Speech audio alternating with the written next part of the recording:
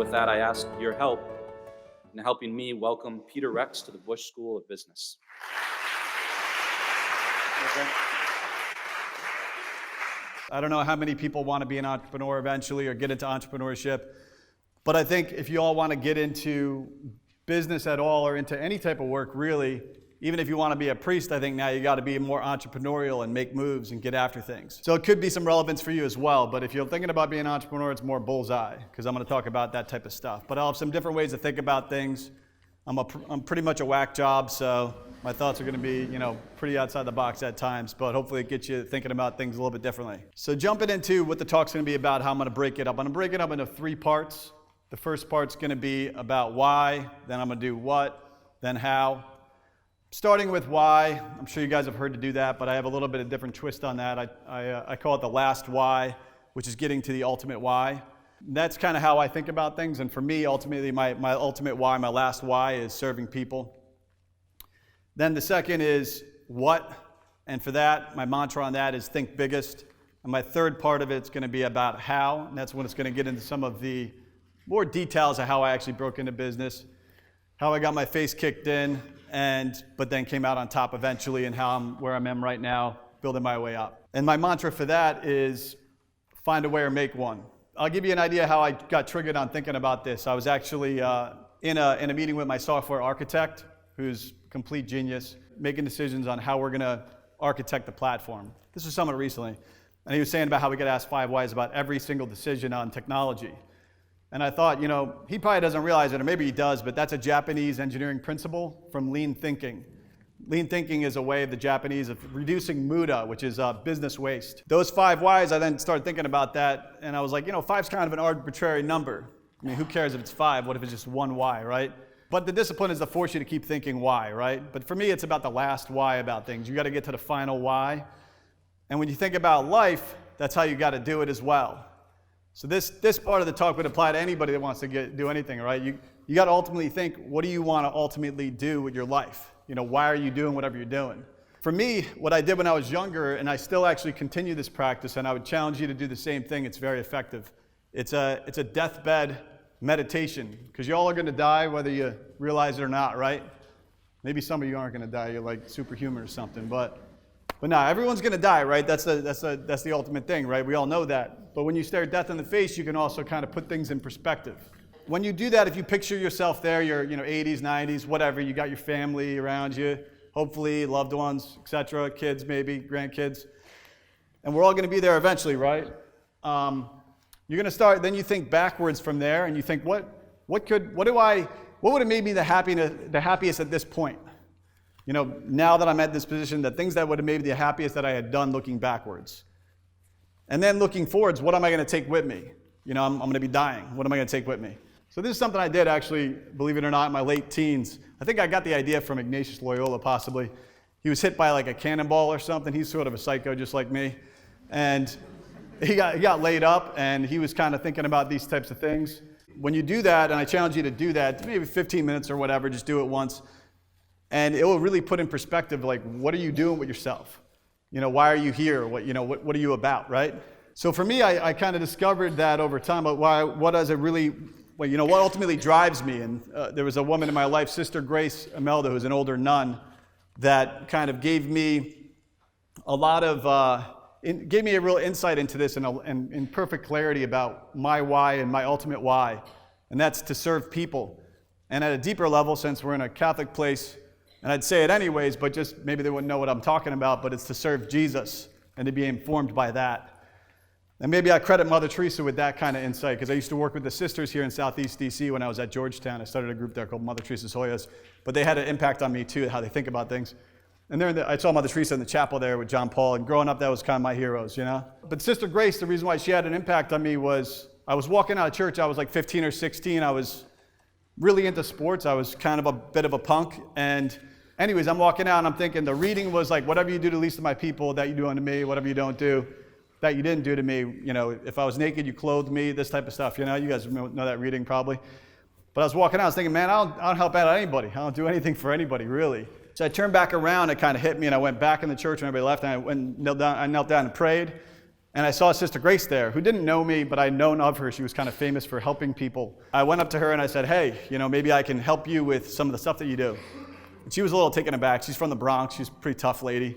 And she was kind of like, what? Who's this guy, It's like 15, 16-year-old kind of punk-looking guy.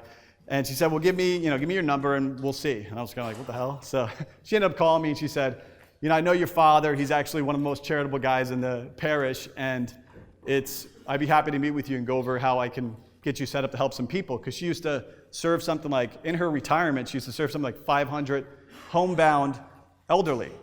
So I met with her and I got assigned some of the elders, so I'd go and visit them. They don't have visitors, some of the people. It's a pretty sad situation. But she was reaching out to 500. She gave me like 5. I mean, that's how much of a beast this lady was.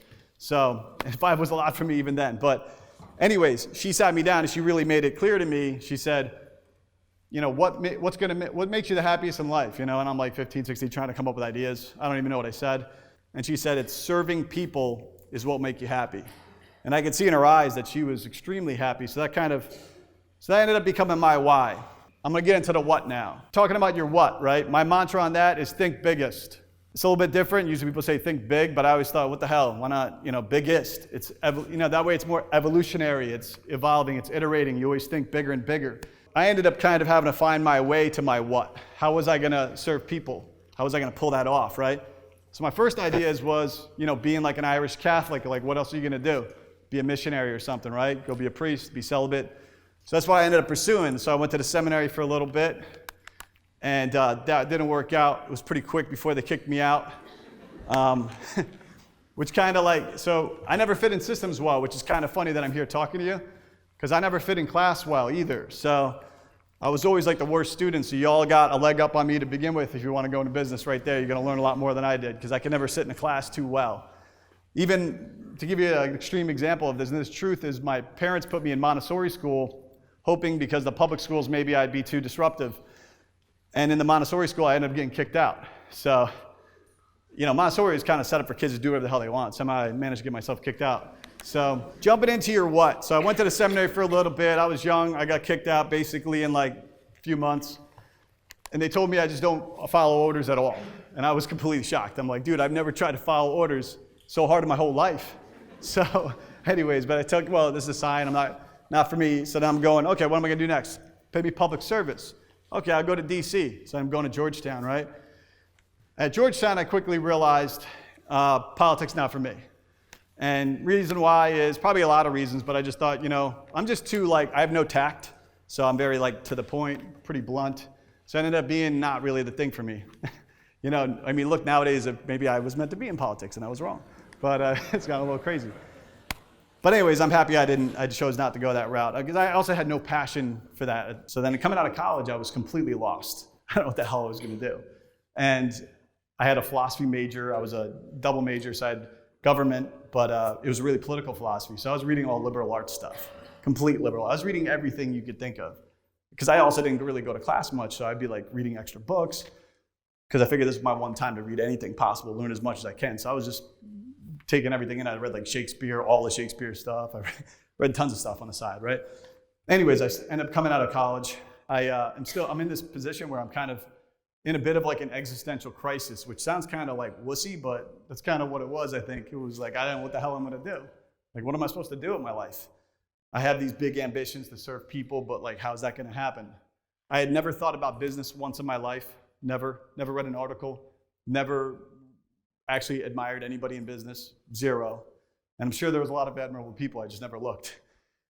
Anyways, I ended up deciding, okay, I got to go and pray about stuff. So I go to a monastery, Maronite monastery. It's Syrian or Lebanese, really old school Christian monastery.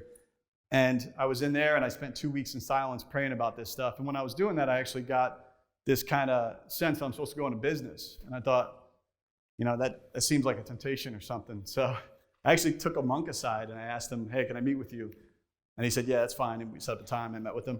And I told him how I thought, maybe I'm supposed to go into business, but is that a temptation? Because money is maybe bad or something, which is not true. But anyways, I had these clustered thoughts in my head. And he said, no, absolutely not. It's about you live out whatever vocation it is, whatever God calls you to do, you can serve people there. So that's a good message for you guys to hear. And that's true.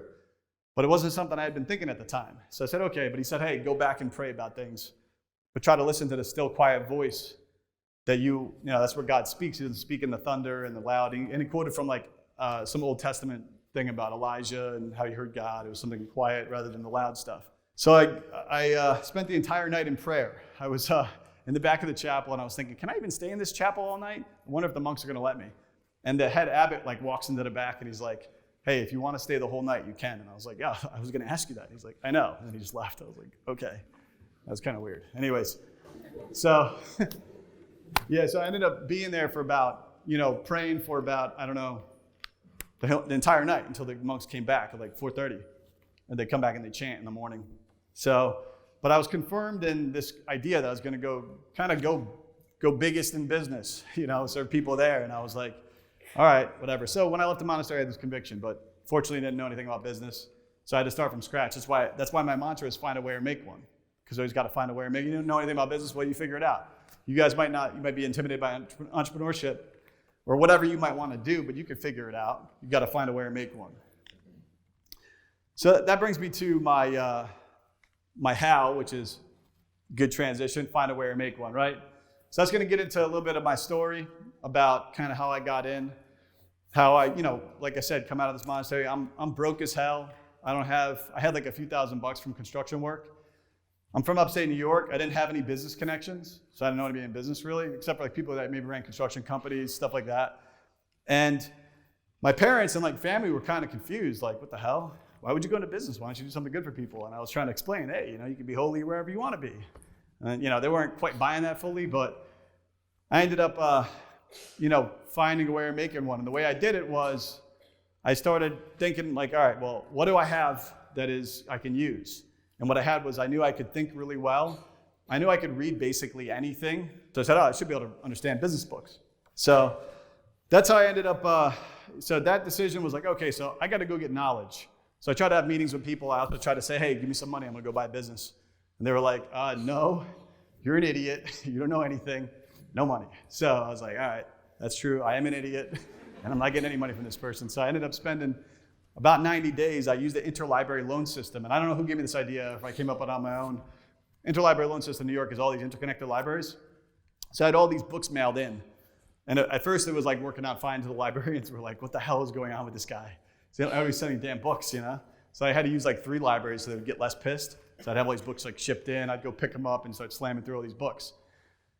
So from there, I developed a plan. The way I'm going to break in is I'm going to go through real estate. Because in real estate, I can say, hey, look at this deal. This deal's a good deal. Why don't you put money in the deal? Yes, I'm an idiot, but that deal's good. So that was kind of my idea. And I could take out debt. So with debt, you could put leverage against the property. Up to, depends. At that time, you could put a lot of leverage because it was 2005, 2006, 2007.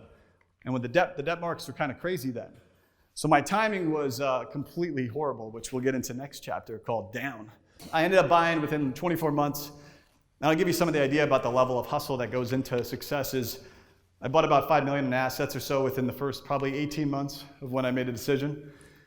And it turns out maybe I'm a natural business. I don't know, probably. Maybe that's why I was called. Who the hell knows?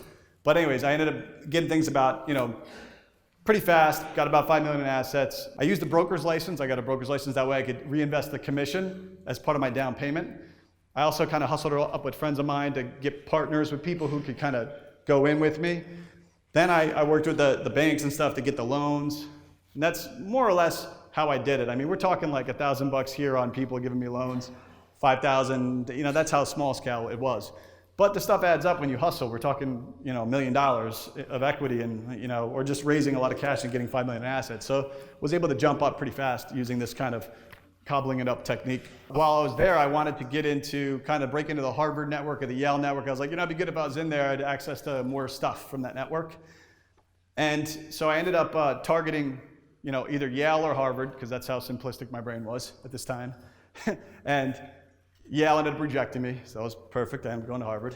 But while I was taking the LSAT, to give you an idea how much goes into stuff, is I couldn't really afford employees. I took the last LSAT available. It was like December LSAT or something. And I was like applied on like the last day. So all those early striver kids that got in, they all got their applications way earlier than me, right? So I ended up getting all in. In between the LSAT, I'm literally going in trying to close deals because I had no one else working with me. I had to get everything done on my own. And then in between breaks, they were like, telling me, you better get in now, get back in the class, otherwise they're shutting the door on you. And I was trying to close these deals up. So that's how crazy it was. Anyways, that's kind of the in stage. That's how I broke in.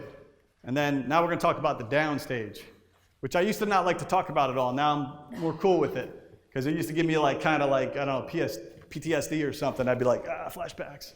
So, but I ended up going down hard, man, because I came in real hard. So I was like the poster boy for the great financial crisis.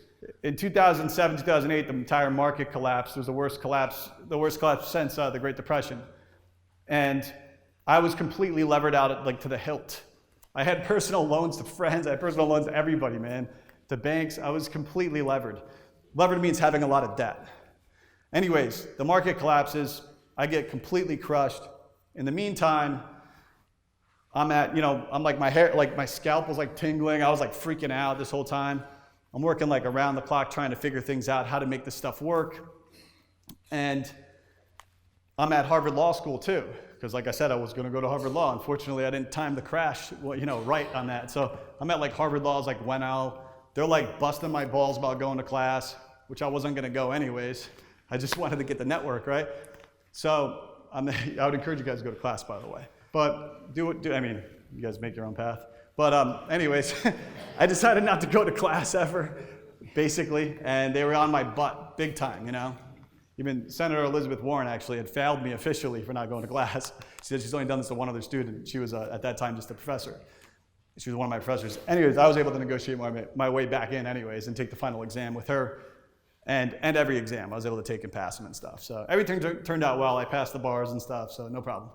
So, but I had a lot of duress because I'm like, these guys are on my butt, And the students were complaining, how come he doesn't go to class? Like, come on, man, I'm freaking, I had serious stuff going on. I'm not going to talk about it with them. Get the hell out of my business, Just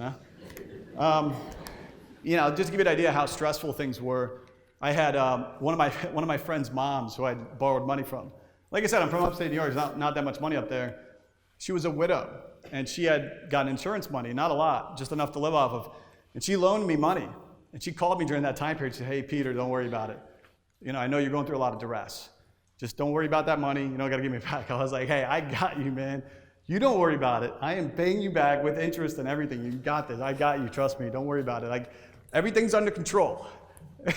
I'm like, and even if it's not, I'm going to pay you back anyways. I got a long thing ahead of me, which I paid her back actually with compounded interest and a huge bonus on top of that to say thanks later. So everything's fine now. But that's kind of what went down there. So I guess another part that was interesting for you guys to know is when you do go down, then there's not too many people that help you. And in fact, there's a lot of people that want to come and prey upon you sometimes in business. I got a number of hedge fund groups had bought out some of my loans. So they were trying to come at me too, hedge kind of sharks, loan sharks.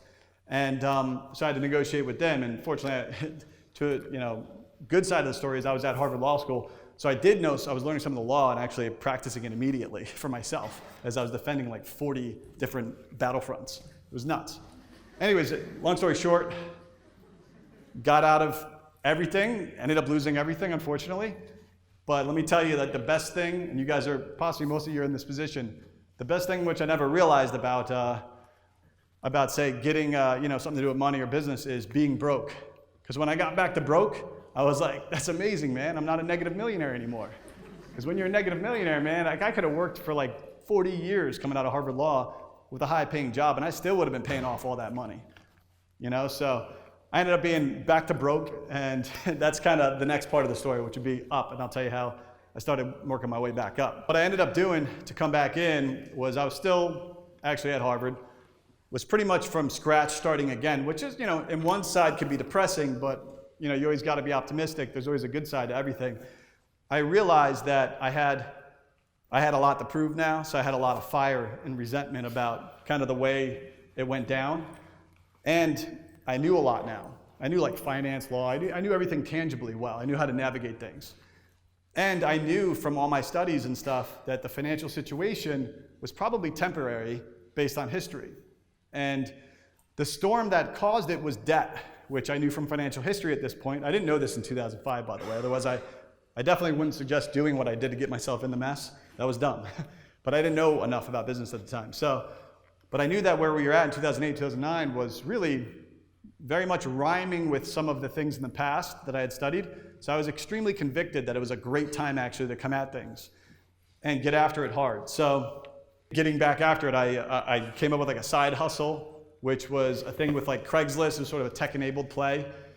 And that idea worked immediately. I had cash coming in enough to pay off the guys who had built it for me, some CS students I'm friends with from Harvard undergrad.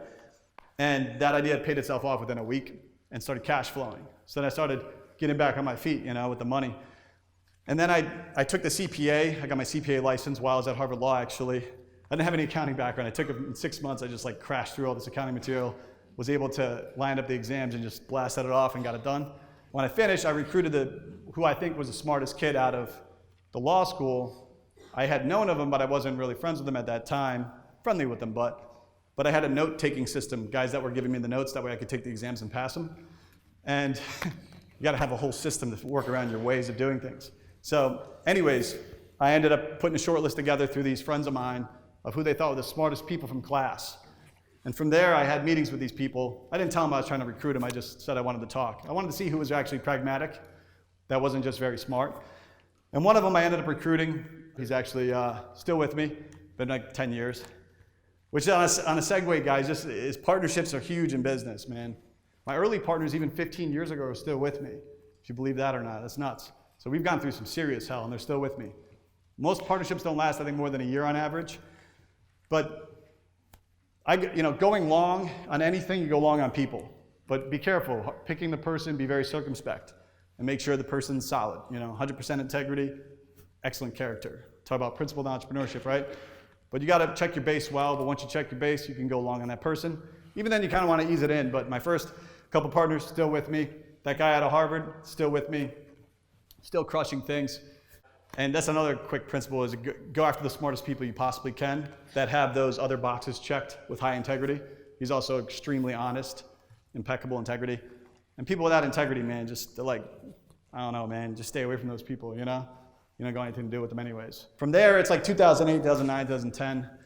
The market's crashed, and people are very pessimistic, which is another good thing. When people are pessimistic, man, that's when you could completely crush it because everyone's, negative and stuff, right? So I ended up coming in very, very hard, very aggressive. Unfortunately, it was the worst time to raise capital, probably in the last 50 years, right? But I was still able to raise capital successfully, but it was just like complete grind, just crushing meetings. And I was able to pull in over the course of things, I pulled in over $300 million in cash and was able to get back into the market and snap up a lot of assets fast and get the company building again. Now the company's got over 400 employees. You guys heard the numbers before. It's about $1.5 billion or something like that in assets. Started building the company back up. Got about $300 million in cash, bought up a lot of stuff. Started making plays on Texas, Florida. I don't know those areas, but I got to know them. Made plays down there, set up shop. Still have a central office in Dallas and Uptown, and one over in Central Florida, Tampa Bay area. And then from there, the company's up and running, right? We're like pummeling growth. My advisors, I picked some very good advisors. They're still with me as well. They're world-class type people. Older guys, been through the things, so they have a lot to offer. And at that, maybe 4 years ago or so, I had this idea, I need to understand the globe, and I don't know global business well. I just know the USA, but my ambition was to serve people everywhere, anywhere on earth. So I'm like, how the hell am I going to serve people? I don't even know how business works over there. And I knew business in the US at this time. So I was like, okay, I know I need to do that for sure. And then I knew I needed to conquer tech. I didn't really understand tech well enough. And I had some ideas around technology, but I needed to master it. So those two things were there, and my business is kind of growing fast, right? In the meantime, I just got married, so I just got a baby. It's kind of like the perfect timing to not do anything. So, because having a company is like having 100 babies or something. It depends how big the company is, but it gets to that point. There's a lot of people that need you, man. So if you think entrepreneurship, another point is, if you think entrepreneurship is about you, it's not, man. It's about other people. And you're going to learn that one the hard way if you start running on your own. But if it's about you, you ain't going to grow anyways. No one wants to work for someone who's selfish, So, but anyway, so then I'm I had this epiphany. I know I got to get global knowledge. I don't know anything outside the US that well. So I came up with this kind of scheme. I'm like, you know what? I'm going to keep the company growing. I'm going to empower leadership, and they're going to keep it pummeling forward for me while I go hit like basically every major country in the world. So I just had a baby, so I bring this up to my wife. She's a total, venturer. She loves adventure as well. But she always asks me at first, am I joking about some of these ideas I have? But I wasn't, and I ended up coming, I brought it to my advisors at first, and I said, hey, what do you think about this idea? I have a tech idea, and I have this idea, I want to understand the world better. And they were just like, totally shut it down. They're like, absolutely not. Now, I control the company, though. I am the board. That's why I say executive chairman. There's really actually no board. So I can make my own decisions, but I have advisors, and I really listen to them. But in this case, I had to just not bring it up. They were just too adamantly against it. Anyway, so I left the country. I didn't come back for a year and a half. But I empowered leadership to keep things moving. The company 2x or 3x in size while I was gone, hit 85 countries. This is, I didn't bring my baby and my wife to everything. Some of these countries are, have some issues going on.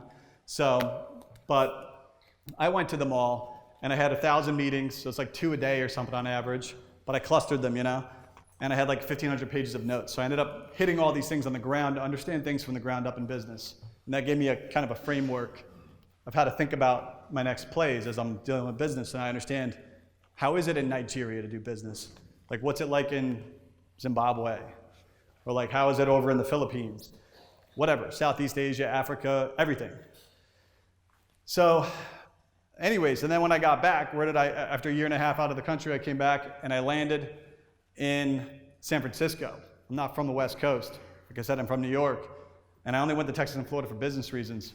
When I got back, I told my assistants, hey, just find a spot that's the most centrally located to where venture capitalists have put money, and just book the apartment for me, and just, set up furniture. I'll just be there and whatever date I said. So they set that up. When I landed back in the country, we moved there, and that's where I set up about 3 years ago. And that's how I got into tech. So, and started building out technology like that. And I had to go through another learning curve, every part of technology, engineering, the architecture, how that works, how to think about all that stuff, how to manage those teams. A lot of failures, a lot of mistakes I made, and everything else. But this is where I'm at right now. And currently, we've got we have 3 businesses in stealth mode that are going to come out in about 90 days or 180 days that are all going to be, I think, are going to be multiple billion-dollar businesses. These things are going to be huge. They're going to be bigger than my previous ones. And I still got the other businesses as well, and I'm self-financing it. And I have a lot of capital. I have a lot more capital than we even need actually right now, but certainly we have enough to do whatever we got to do over the next 3 years to get these things moving. And it's going to be, so that's where I'm at basically. And if anybody here, just to kind of wrap things up here, has interest in any of the stuff that we're up to at Make Rise, then hit me up. You can find me at Peter Rex on Twitter, at Peter Rex on Twitter. And so if you have any interest in those types of businesses that I'm up to, or you want us to help out in some way, hit me up. We'll see if there's any opportunities there. And to just wrap it up, so you remember, is go to your last why. Deathbed type meditation. For me, that was serve people. Feel free to take that one if you want. Define what your what is. Get your what. And when you do that, think biggest. And the last is your how. And when you're going to do your how, the only thing that matters is the mantra that I have is find a way or make one. Thanks, guys.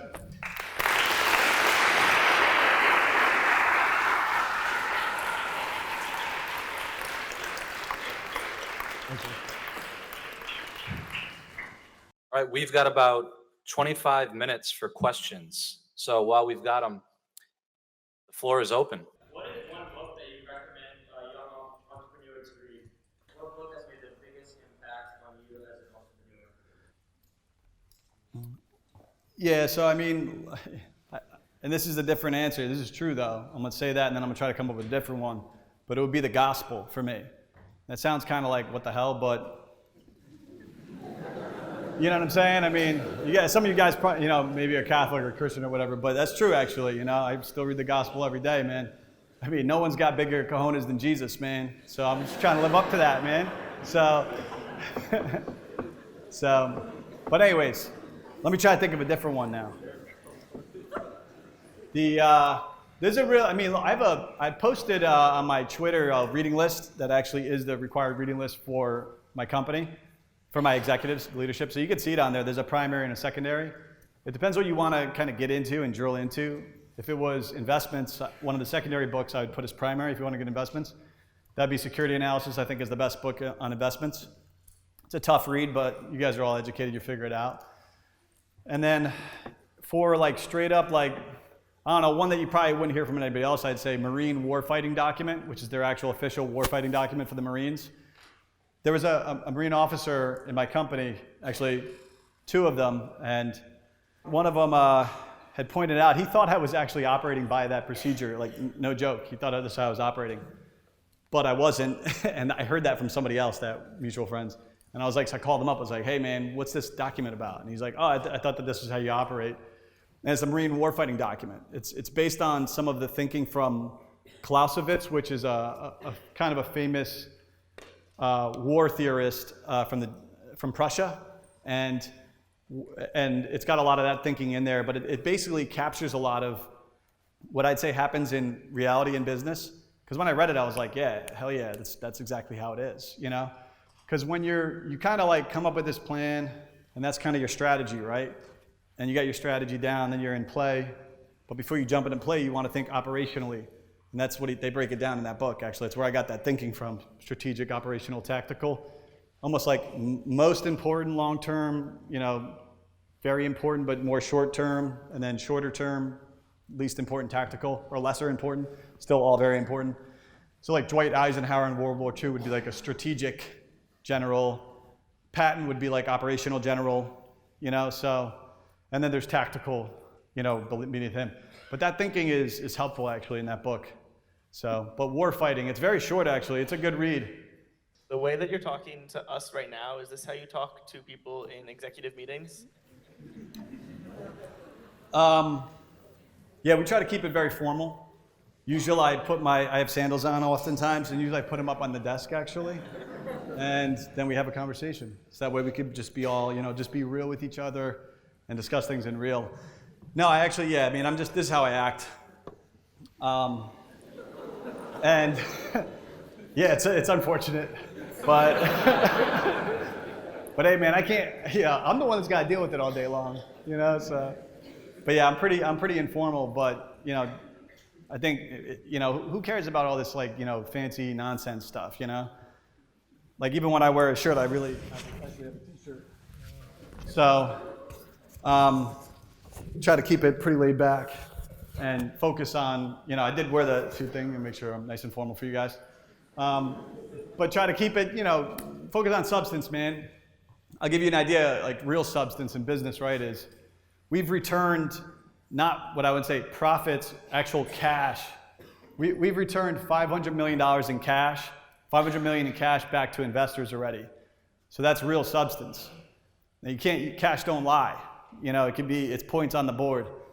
And it's a hell of a lot more money than say like Uber's returned thus far to investors in distributions, right? So it's real money, man. And I try to focus on and hone in on what matters because there's too much damn stuff to focus in on. And that's partly like, maybe that's why I dress like this or whatever, or act like this. Maybe I should work on it as well though, who knows? What's up?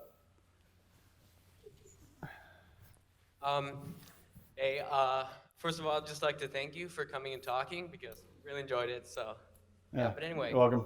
So anyway, I was wondering. So obviously, the team you have around you, I think you stressed this multiple times, is crucially important to what you do and how successful your business is. So I was wondering if there's any like particular structure or like process that you've used to manage your team that you think is really successful, would you like to point out? Yeah, so I think I have you know, I talked about how I don't fit in systems well. So I do have kind of a unique way I operate. I actually don't even fit in my own systems well, it turns out, which is pretty funny. So I'll be like there'll be like a meeting scheduled. I'll be like, what the hell do we have a meeting scheduled for? And they'll be like, you're the one that put it on the damn calendar. You said we have the meeting this time. I was like, what the hell, man? I don't want to go to that meeting. So, I mean, I've had like 3 rounds over the last 15 years of trying to get board meetings set up, and I'm the one that ends up not going to the board meetings, and I'm the one that started the board meeting, and I just don't go. But now I've given up on all that, so my structure now is, I'll throw out what I do. You guys can, you got to do it your own way, something that's going to fit with who you are, you know? I kind of have my own gifts. I have a lot of weaknesses. You know what I mean? Like I said, if I tried to play the normal way, I'd probably lose very badly, actually, right? So I've done a lot of anonymous feedbacks from my teammates as well. I've asked for feedback about my strengths and weaknesses. So that's a good thing to do for any of you. But it's funny, some of the ones that come back, people will be like consistently year over year, like, you suck at managing people. You just don't manage, you just like disappear, you know? And I'm like, all right, whatever. So I had like people coming to coach me on that. Yeah, I mean, when you ask for feedback, then you get it. You're like, screw this person. I don't know who they are. It's anonymous, but screw them. So then I'm like, all right, that's not nice. And I go, really, it's probably true, you know? So I'm trying to work on my management skills. I gave up on that because after like 2 to 3 years, the feedback was the same. So, and my advisors would the people that were coaching me would give me scoring and always be like a C. And I'd be like, the C was the worst they were going to give me. So it was like no F. They were like, well, you're still at a C level. And I'm like, what the hell, you know? So I gave up on trying to manage people well. But knowing what you are good at is critical. Like, I am not good at managing people. I abdicate. But people need to be managed and followed up on. So what do? Is I surround myself with people that are excellent at management. So some of my partners are just like world-class managers of people. Like, they're very good at keeping up on that stuff. So, and then I don't do that though, because I'm just not good at it anyways. There's another brother, it was also funny, one of the number of feedbacks over time was like, not good at thinking inside the box, you know, which is like a funny one.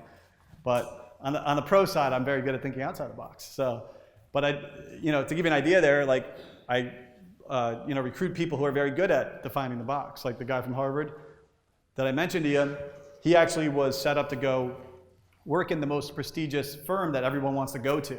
And he actually had the guy that, there's a guy within there that only picks one person each year. And he was the pick.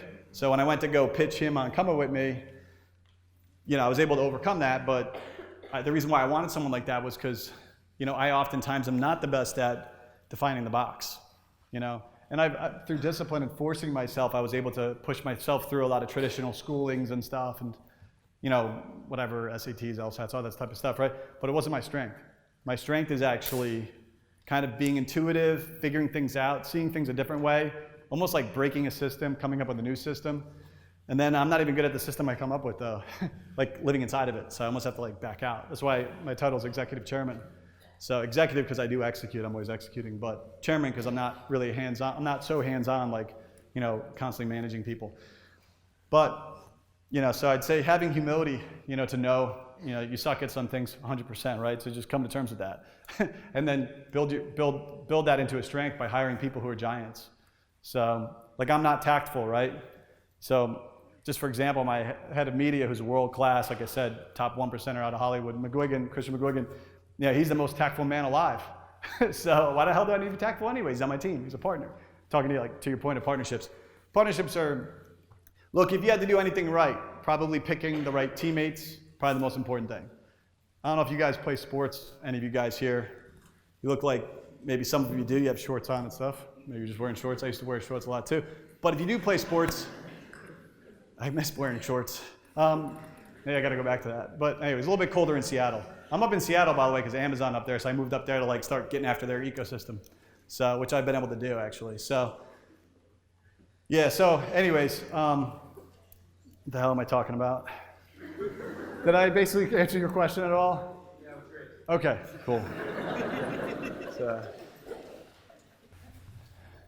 Peter, the most interesting part of your story to me was the transition when you lose everything, and then you turn around and come back and raise $300 million. How do you convince somebody to invest in you when you've just lost a bunch of money? yeah, well, on the benefit side of it, I didn't declare bankruptcy. I was able to negotiate out of everything. So that's one thing. But if you have to declare bankruptcy, I'd say, and that comes down to it, then you have to. The bankruptcy code was created for, and I know the bankruptcy code well, because I had to really figure this stuff out. Wow, I was in a total jam. Is actually created, the idea was Benjamin Franklin's idea, and it was set up so that people would take entrepreneurial risks, because this was amazing foresight in the country, by the way. If you go to Europe, they don't have that still. But we're set up for entrepreneurs in this country. So if you get in there and you completely or totally can't get out of something, you can declare bankruptcy and get out. So, but I didn't declare bankruptcy. That is definitely, I would recommend not doing that and trying to work in your way out, which is much harder and more painful, and you make a lot less money probably in the short term, but you come out then and you have a lot more credibility because you dealt with all the different constituents in the right way. So I've never lost an investor's money, like straight up, like 0 times. That's crazy. I've done well over 100 deals, so that's pretty phenomenal. Now the thing is, I actually did lose their money early, right? I lost well over $1 million of people's money, but I paid them all back out of my earnings later, and they never knew the difference. Not that I was tricking them, but for them, I came from an area where they couldn't lose the money actually. So I paid them all back, and also I wanted to protect my reputation. So everybody got paid back with compounded pref. So it wasn't like just pay them back, $10,000. It was like $10,000 times 2, because it was like compounding fast, very fast. So I was paying back a lot of money, man. So when I went broke, I was happy as hell, like I said, right? When I got back to being broke. And that was seriously probably the best financial point in my life, is that moment. I was like, holy crap, I can't believe I'm in this position where I'm finally out of all this thing, right? But yet I still had what I consider to be an obligation to these people that bet on me as a person. They gave me money. So I ended up having to pay them back, almost $1 million. So my next $1 million I made went to them, which sounds crazy, but that's what happened. Literally my next $1 million, I just literally dished it right back out to them. So, but that protected my reputation so well that, I've done a lot of very dumb things, man, and still do actually, including not having good investor communications in the past, and this is getting tightened up now that I brought Christian into the company, Christian McGuigan, so stuff's getting better. But anyways, very bad on that stuff, very bad on a number of fronts with investors, even with I didn't meet investors, man. I would just not have meetings. I'd be like, I'm not meeting, just send me the money. Once I was cranking, man, I was like, I'm not meeting. And then when they send me the money, they're like, oh, they really want to meet with you. I'm like, I'm not meeting. So I just wouldn't meet with them. They're like, can you do a call? I'm like, no, I'm not doing a call. So that's probably not the best, but that's what I did. I was like, listen, man, you tell the investors, man, I'm focused on their damn money and making money for them. That's what I did. But if you hit what matters most right, what matters most to investors, they get their money back with more. And I was able to produce that. So that mattered the most. So I got a lot of things wrong, but I got what probably mattered the most right. And that opened up a lot of doors fast for me. And I knew what I was talking about. I could go in and talk to a billionaire at the time, right? I'd go and talk to I had a number of meetings with billionaires, and they would immediately respect me right away after questioning me. I would get people invest money with me in the same meeting, $1 million right there. The guy would commit within 20 minutes and be like, all right, I'm out, bounce. Most of my money most of the people that gave me money, and people have to get the money from people that make the most sense for you. For me though, what worked was entrepreneurs who were self-made. They worked the best. That's where I got most of the money. The reason why is because they would look at me and be like, they could see okay, they understood what was going on. And they would move so fast, it would not be like an institution. I also had zero success with institutions, early when I was doing the raising, which I remember talking to one of my partners, the guy from Harvard. I told him, I said, Nate, man, these institutions just don't get it. They don't understand what's up. And he said, well, yeah, that's one way to look at it. A different way to look at it is, you don't know how the hell to present to these people. You just go to all these damn meetings and they're just like, this guy's scaring me. Get him out of here. He's like, it's probably more likely because the track record was really good. So he's like, it's more likely, and that's where I realized also I'm probably not the right one to talk to certain types of investors, like gatekeepers or advisors, because they look at me and they just think, man, this guy's who knows what's going on here. How important is one's work ethic to the success of the business? Yeah, look, there's a lot of common stuff to these days, and I don't buy any of it, is that you can kind of get away with a 40-hour work week or whatever. Look, that's great. I hope that works out. Obviously, you're better than me by far if you can pull it off. So the only thing I stopped doing was working 7 days a week. And that was at some point, I was able to be convinced by somebody that was not right. So other than that, and that was maybe 7 years ago. So my first 8 years, I worked 7 days. I didn't take off one day, not even Christmas. That's how much I worked. So, and I worked like a complete psychopath, man. I remember trying to figure out ways to cut corners on sleep, constantly trying to cut corners. so I can be up longer, so I can get stuff done. So, I mean, the truth of it is, it's not what people are telling people. Oh, you're gonna like work, you know, it's like this entrepreneurship, you're gonna like do nothing, you're kind of chill. I used to actually hate the word entrepreneur for that reason, because it was almost like one-to-one with like, kind of like a losery type person that doesn't serve anybody. Just like interested only in serving themselves and like, you know, being on like a boat somewhere. You know what I'm saying? It was like, not something I wanted to do. But I basically am like kind of like a definition of an entrepreneur, which is something I've come to realize, but I think entrepreneurship in its best sense is self-giving, giving yourself out to others, trying to produce stuff for them through the business world. And yeah, you gotta work your complete tail off to be, well, it depends how successful you wanna be. You can have a lifestyle business too. That's not what I'm into. I'm into think biggest, right? If you wanna go biggest, you gotta work your tail off. Now, but you gotta have hard priorities. Like I've never, you know, like even when I traveled like 85 countries, I'd hit Mass on Sundays with my family. There's only one time I didn't make Mass, believe it or not, which I mean the Catholic Church is very few Catholics in certain countries. And that was in like Cambodia, and there was like some flood that hit. I was in like the middle of nowhere. And I was supposed to go, and the flood blocked the road and we couldn't get across. It's the only time I missed Mass. And it's not really, you know, culpable at that point, right? But anyway, so prioritizing God, family. Once you have a family, wife, kids. If you don't have a wife and kids, your friends. I heard a good line recently, your friends are the family you choose. So prioritizing your family writ large, meaning your friends as well. You got to hard prioritize. Like I have scheduled, the only thing I actually do schedule is calls with like my sister, brothers, and then I have dates. I have date with each kid. I have 3 kids. And I go on dates every week with each one of them. And a date with my wife every week. And then nothing else really on my calendar. Well, this talk was, but I started thinking about ways to get out of it actually. I got something wrong with me, man. I was like thinking, do I really have to go to that thing? Maybe I'll call Luke and tell him to give it for me. But yeah, cool, man. You guys feel like you might have learned something? I might have been able to serve you at all? Cool.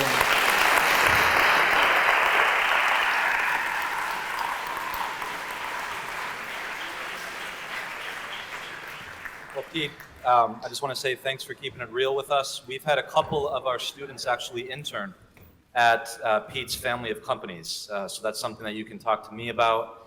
Pete, it's a real privilege to have you as a friend of the Busch School, and we thank you and wish you a good trip home. Thank you so much. Thank you. Hey, man. Thanks, guys. Appreciate it.